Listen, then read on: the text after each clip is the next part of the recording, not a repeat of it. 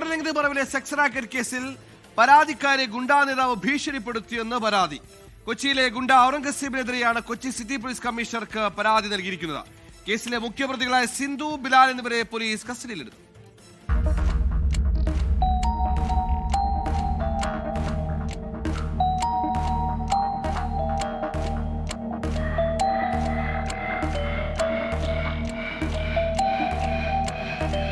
പരാതിക്കാരിയുടെ ദുബായിലുള്ള സുഹൃത്തിന്റെ ഫോണിലേക്കാണ് ഗുണ്ടാ നേതാവിന്റെ ഭീഷണി സന്ദേശം എത്തിയത്. സെക്സ് റാക്കറ്റിനെതിരെയുള്ള കേസ് പിൻവലിക്കണം, അല്ലെങ്കിൽ പ്രത്യാഘാതം നേരിടേണ്ടി വരുമെന്നായിരുന്നു ഭീഷണി. പെൺകുട്ടി കൊച്ചി സിറ്റി പോലീസ് കമ്മീഷണർക്ക് പരാതി നൽകി.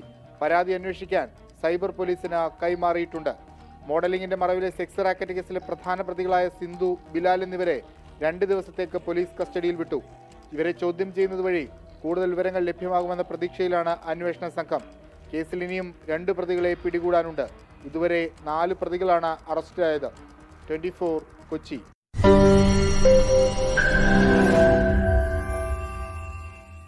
ലോകത്തെവിടെയായാലും ഏത് സമയത്തും 24 വാർത്തകളും ഓഗ്മെന്റഡ് റിയാലിറ്റി പാക്കേജുകളും എക്സ്പ്ലെയിനറുകളും വിശദമായി കാണാൻ ഞങ്ങളുടെ യൂട്യൂബ് ചാനൽ നിങ്ങൾക്ക് സബ്സ്ക്രൈബ് ചെയ്യാം.